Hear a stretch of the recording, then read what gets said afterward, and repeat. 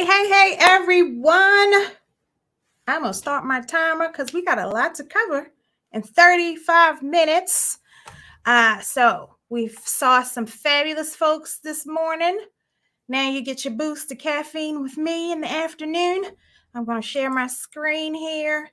Bada boom, bada bang. And I'll make sure to share the right screen so we won't have that infinity scroll window like we had earlier with Dawn. Welcome to How to Train Your Team on Your Firm's Processes. Click. I need to move this out the way before I accidentally do something. Okay, now in a world where remote work is becoming increasingly prevalent, how we engage with our team is really going to be essential. How are we imparting our knowledge is really one of those things that is of great importance. So on one side, without appropriate training and communication, virtual teams can really descend into confusion and disorder. But on the other side, with systematic training and clear communications, even a virtual team can be as efficient as an in-person one. And I should know, I have both in-person and virtual team members. So I do know that this is a challenge for firms. Now, who the heck am I? I am Nayo Carter-Gray, and I am your presenter today. Just a little bit about me. My goal here is to make accounting a little less taxing for small business owners all across the U.S. And today, I'm hoping to help you navigate through training your teams on your firm's processes, especially in this virtual environment. Now, ensuring that your team is well-versed with all of your procedures, essentially when working remotely, is going to be key. And today we're going to talk about it in 3 easy steps. Step 1 is establishing some clear communications. I'm going to give you some tips and strategies to make sure things are clearly documented for all the processes, and then in using some tools for that team collaboration. Step 2 is going to be about constructive feedback for mistakes and corrections, and to really highlight the role that feedback plays in growth, development, and then maintaining your firm's standards. And our last step is going to be talking about some continuous training and development, and then how you can encourage your team members to really take ownership of their own learning.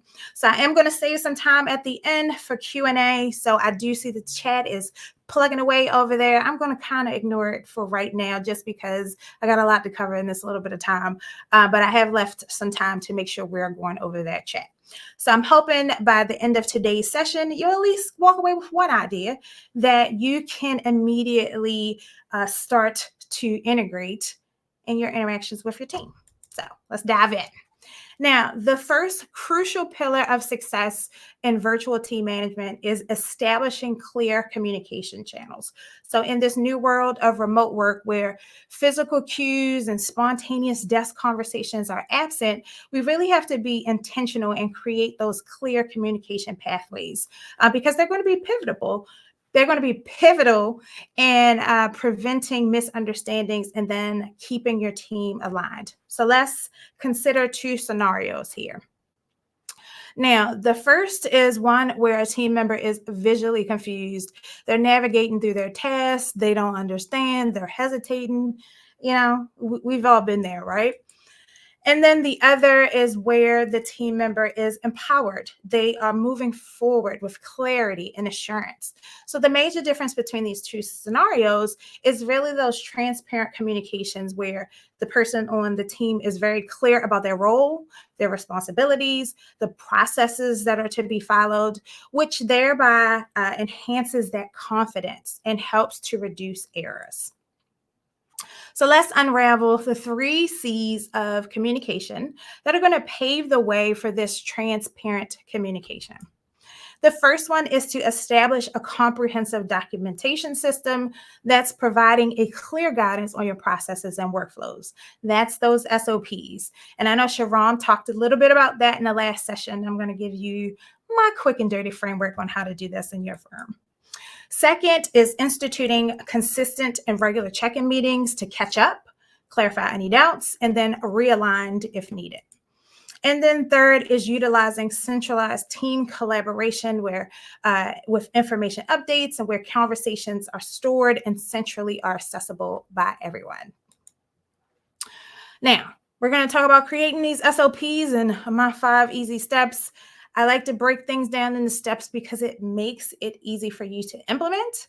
So, step 1 is mapping out the process. And this is really identifying each step in the process. If you know the start and stop date and the due dates, add those. If you're visual and you need something pretty, create a flow chart that illustrates each of the processes with symbols and colors.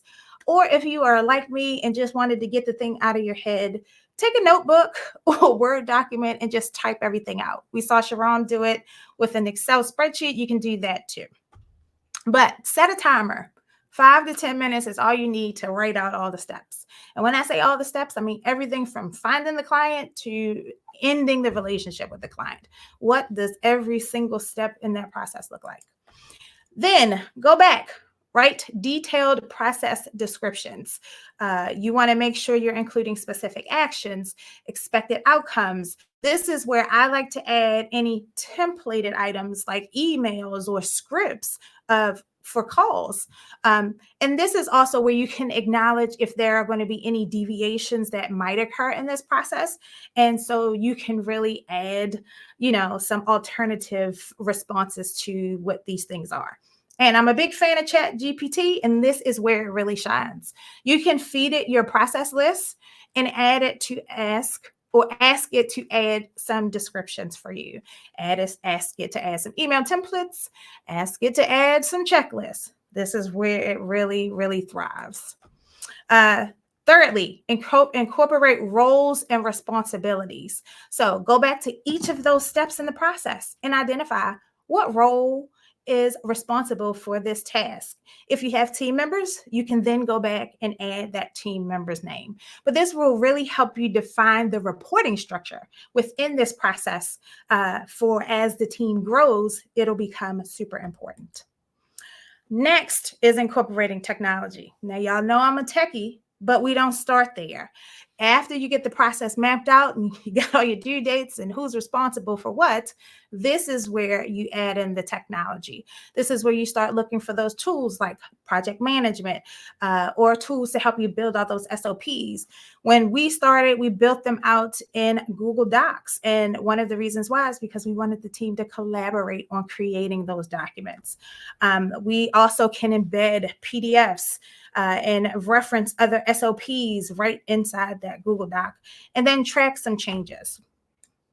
We have since moved over to a software called Waybook, and I'll put the link in the chat after I'm done talking. But this also helps us to add some additional information like testing our team members to make sure they have actually read our SOP processes. And then lastly, in this whole process, you're implementing, you're training, and then you're monitoring. This is not a set it and forget it process. We like to look at our SOPs at least once a year just to make sure that the process is still making sense. You have to actively be involved in your SOP processes. It's, again, not a set it and forget it thing. Now, next on our list was constant check-ins. These are hard, I know, but as you get up there and you're moving into your management role, part of what your duties are is to manage and monitor your team. And that is through check-in meetings. So I'm going to break it down to you, the steps of the meeting. First, you want to open the meeting with opening and acknowledgement. So start off the meeting with warm greetings. Express appreciation for their recent work.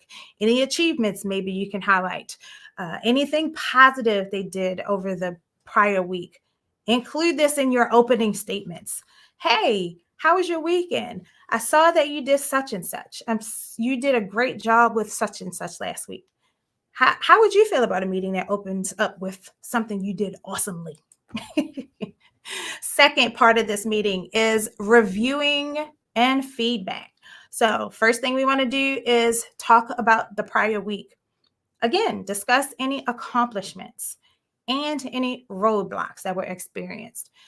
Try to explore some solutions together so that, we can avoid these challenges in the future. and then celebrate some successes. And then also you want to do a feedback exchange. So you want to provide some constructive feedback on their performance, any areas for improvement, and then invite some feedback on their work and any support they may need to receive so that they can feel like they're growing in their role as well. Third, project and task management. So let's look at those ongoing tasks. Review the status of them. Are there any roadblocks, anything that's holding up progress?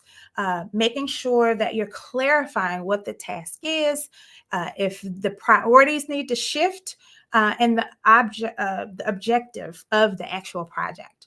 And on a week-to-week basis, things may change. So our employees may think one thing is important to us when something else has come up. So this is really where you take that time to define what's important, what needs to get done, and help set those priorities. Then we want to talk about upcoming tasks. So start outlining tasks for the upcoming week and just confirm that the employee is now understanding what they are responsible for. Discuss those expectations, any deadlines, and then ask if there are any additional resources they may need in order to meet the timeline. Then we want to talk about professional and personal development. These meetings are about your team member. You need to be looking at your team member as a whole person, not just a cog in the machine. So, one, is there anything we could discuss to enhance their skills? So talk about any potential areas for growth. Are there any workshops or trainings that they should be attending or want to attend in order to, up level their skills? Talk about their well-being. You want to check on them, making sure that they are okay. Do they need a mental health day? Are they stressed out? Just providing that safe space to talk sends a message to your team member that you value them more than just the work that they do. And then last part of this meeting is to wrap up and look ahead. So you want to recap any main discussion points and any agreed upon actions from this meeting, reiterate your appreciation for their contributions and their dedication, confirm details for the next check-in, and then any additional meetings that may be on the schedule for that week. Open your door for any concerns or ideas that they may also have. So really the goal here is to ensure that this check-in meeting is remaining conversational and is encouraging. You're creating this safe space for your employee to open up and to really understand what your priorities are for them and then for their potential growth. Now, the final C in the centralized communication, the final C in this 3 C's of communication is centralized collaboration. Now, centralizing team communication is going to be vital to ensure that all of the messages are consistently seen by everyone who needs them, that your tasks are being managed cohesively, especially when we're working virtually. Now, here are some platforms that I recommend that you have that will aid in your centralized team collaboration. So first is going to be a digital communication platform. That can be things like Slack, Teams, Zoom. So these tools are great for instant messaging, file sharing, team collaboration channels, and even video calls for meetings or trainings. Then you have your project and task management tools. Financial Sense is one of them. And these types of tools are great to monitor the progress of the project and see the everyday work. It's also great for capacity planning and keeps things centralized to really see if things are getting done. Then we have file sharing and collaboration platforms, and some of these may crisscross, but these would include things like Google Workspace, ShareFile, Dropbox for Business, Microsoft. And these types of tools are great for document creation, file sharing, and then that collaborative editing. And again, they could cross-pollinate with the other platforms. So for example, I do know Financial Sense does have a file sharing platform so that your team members can access documents that are required and necessary. Then we have CRM and customer support platforms. I'm still looking for a good CRM. I'm not a fan of the one we have, but we use it. And this could be a tool like HubSpot or Salesforce. And the benefit of this is really to manage that customer relationship in the sales process. And usually they come with some kind of internal communication features so that you can add notes about the clients, which really helps centralize establishing, what's going on with a client. There are other ways to do this outside of a CRM, but once your team gets bigger and you may have a sales department or a customer relationship management department, it will be imperative to have a platform like one of these. Now, here's just an example of a monthly communication that I had to my team and our virtual platform. Essentially, every month we track if we are getting reports out on time, so we can visually see it with check marks and X's. So I can shout my team out when we're doing this very well. But also in this in this communication, you'll see I shouted out Carlise for passing her QBO cert. I talked about something that was big coming up that may impact the team, which was the Taking Your Firm Virtual Summit. I also shared a resource to a training that I thought they all could benefit from in a video that I saw on YouTube. So this was a way for me to share this with 5 people at one time. And we use a platform called Nifty, but it's just like Slack. So you can use Slack to do the same thing. Things like this take very minimal time, but provide so much benefit in the end. Now, while ensuring that your team understands your firm's processes and service expectations is foundational, helping to guide them constructively when things go wrong is going to be equally important. So now let's talk about how you provide that feedback effectively, especially in a virtual environment. Now, nurturing a culture where feedback is delivered and received in a constructive manner is going to be pivotal for the growth of your firm, especially when those human nuances of in-person interactions are sometimes lost in the virtual world. And so feedback in a remote environment isn't merely about pinpointing errors. It's really a delicate scale of balancing the logical aspect of corrections and the emotional intelligence that uplifts rather than disheartens. So this will become a tool that will not only correct, but hopefully motivates and drives professional growth. Now, there are 3 essential elements that make for effective feedback. First, it's going to be specifics about the issue, making sure that there is clarity about what needs to be altered.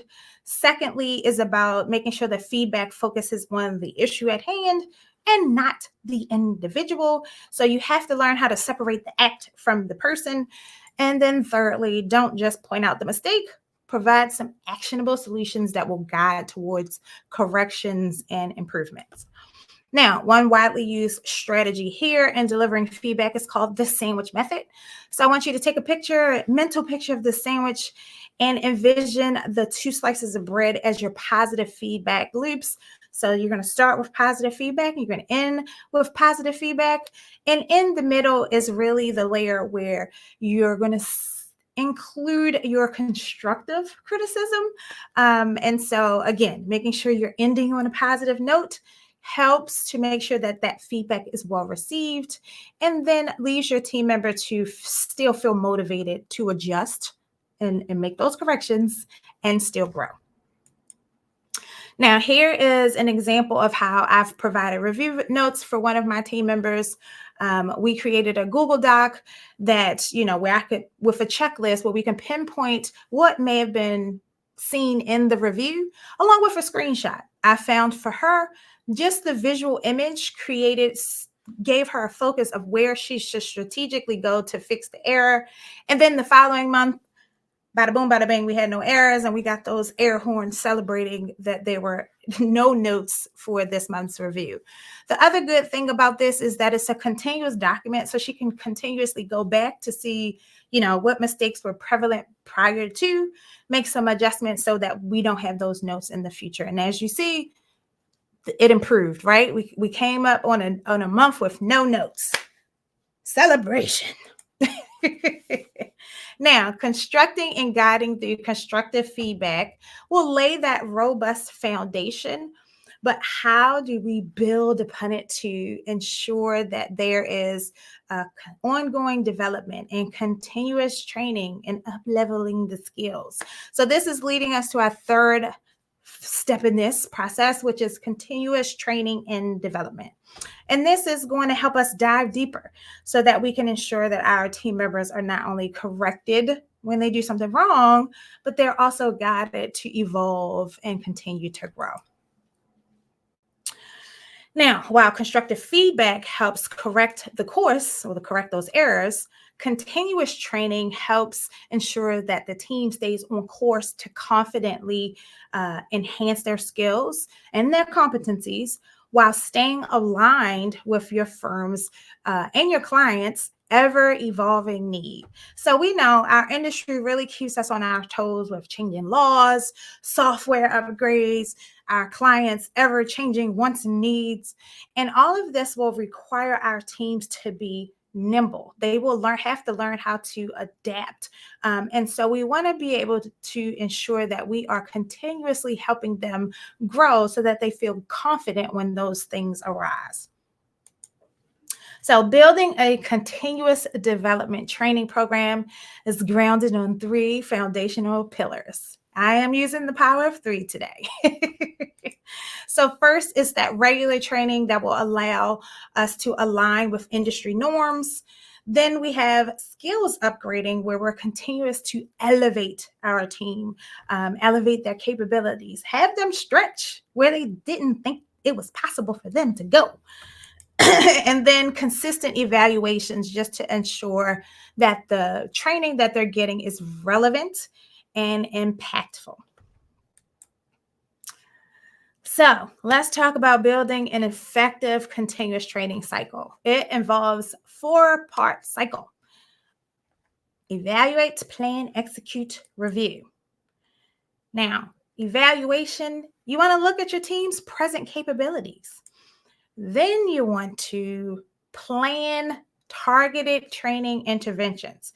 If you see something going astray, awry, this is when you say, okay, let me step in and provide additional training. Then you want to execute those training plans because you saw it happening. You want to prevent it. And then you want to review the outcome to make sure that training was effective. And then the cycle just continues and continues in this manner. So the goal is really it's a circle. This is why it just keeps going around and around and around. Now, how the heck do we upgrade our team skills? Some of us have team members that are they don't want to do anything other than what they're doing, right? Is it just me? Not just me, right? So how the heck do we get them to want to be better?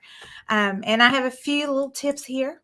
So first of all, set aside dedicated learning time. I know this sounds crazy to some folks, but I pay for my team to learn because I want them to understand that this is important to me. So we set aside dedicated time during the work hours for self-paced learning and development. So this can include webinars, workshops on specific tools or skill sets. And then we will ask that team member to share lessons that they learned. Certification programs. We require and allot time for our team members to get certified in either the applications we use or to enhance their job functions. So, and we celebrate and acknowledge these members who complete those certifications. So as you saw in one of our communications, Carlise passed her QuickBooks certification. We celebrated that. And I allotted so many hours for her to take the training and pass that test. Then we have a knowledge sharing platform. So in our team chat, we share insights, articles, or learnings that we think will enhance us as a team. So you also saw me put that note in there or that link to that YouTube video about how to take better notes in meetings. I thought that was going to be a helpful tool for all of our team members, because who doesn't sit in a meeting and then say, oh, I forgot. What the heck what did we learn in that meeting? So it was a thing that I thought would benefit the whole team. Then we have an L&D budget, learning and development. So we provide an annual budget for each team member to pursue learning opportunities. We encourage it. We let them pick a class that I think they will enjoy and that will benefit the firm as a whole. And then attendance at conferences and seminars. Now, I know several of you have seen me at just about every accounting conference out there. And so I do encourage my team members to participate as well in relevant conferences that will help them grow as professionals. So encouraging these continuous skills upgrades is really pivotal for making our firm members and our team competitive, especially in this marketplace. So these are things you can do for your team as well. And if you choose one off the list, just know your team members will appreciate it. Now, the last one on this building a development plan is having a consistent evaluation of all the learnings that we're doing. So you want to make sure you're evaluating the efficiency of your training programs through multiple lenses that will include employee feedback, real-time application of newly acquired skills, and then improvements in your performance and service delivery. For example, I saw Carlise was struggling a little bit with understanding how payroll works. I had her take the certification with Gusto's payroll certification, and the light bulb went off because then she was able to assist with a couple of payroll issues that just happened to have come up. And it was like all of the things started clicking. She's like, oh my gosh, now it all makes sense. But I didn't have her take that training when she first started because I knew it wasn't the right time. I waited until she was a little deeper involved in the process of the bookkeeping role, and when I knew that payroll would start to become a little bit more prevalent in the clients that she was serving. So also when we're looking at these training programs and you're sending your employees through them, ask them, was that training helpful? Do you think any of our other team members would benefit from it? Is it something I need to take myself? And that is always, we always be learning. The goal really is to help the firm grow as a whole, but also understand that that employee is not going to be with you forever. And so when they are, off into their next journey, you just want to know that you played a part in them being well-rounded, great professionals, because it makes our profession great overall. Now, imagine nurturing a tree of infinite growth within your team, because that is exactly what you do when you're investing your time, energy, and hard-earned dollars in their development. It not only ensures that we're having enhanced proficiency in our firms, but it's also instilling a culture of perpetual learning, which leads towards sustained success in your firm. And again, all of this stems from making sure you have those clear SOPs outlined and that you have clear communications for each and every one of your employees to be able to provide that feedback and developing those continuous learning opportunities. So now I got some time left here. We got about 6 minutes left for questions. So I'm going to stop sharing my screen so we can get on over to them. Bada boom, bada boom. Oh, how do you incorporate a sense of teamwork with remote and in-person staff? So we do use Zoom to have meetings with the whole team. We do a all hands on deck. We try to do that with the core team members, maybe once or twice a month, just so that everyone can say hi and then interact. And if those employees are having cross functions, so like our admin is in Jamaica, she gets to talk with our employees whenever she feels fit. Sometimes we have lunch together virtually, right? Depends on the time zones. We also have an employee who has a full-time job, so we call her the ghost because she just pops in on the weekends. But we still try to include her when we have our team retreat. And if she's able to make it, then she comes and shows up. Now, how often do I recommend this check-in? Check-ins are great once a week, especially with admin, your bookkeepers, if they are new, once a week as well. You will notice that you may not need that check-in as often the more comfortable that person gets in the role. And then as you start having managers, your check-ins will be with the manager, and then that manager will have check-ins with the individual team members. So as the team starts to grow, you will have check-ins. It just will be with different people at different times. Do I give feedback in person in your weekly check-ins, or do I have a private channels to talk to each employee? You ask this because some people are very sensitive and don't want others to know they've been given feedback. Absolutely. We do all of the above. So if there is an error, our review notes is only shared with the person who is responsible for that particular client. But if that is an error that I think the entire team can benefit from, I will share resources and not necessarily call that particular employee out to say, hey, this was an issue that arose. Here is a resource so that it may not hopefully come up with you or anyone else in the future. I try not to, shame anyone, because that's never fun. That's not nice. That doesn't make the employee feel good. And then I do try to use that whole sandwich method, talk about something good they did. Here's the mistake I saw, but here's some encouragement to do it better. And I'm personally like pointing them out the issue so that, they can go directly to the mistake. Should these check-ins be done with contractors as well? Absolutely. They are responsible for the work. So if they need to know what the priorities are as well. If they are an integral part of your team, you need to treat them as such, even if they have, other clients. How do you go about testing your staff? Ooh, this is fun. So I encourage my staff members to make mistakes.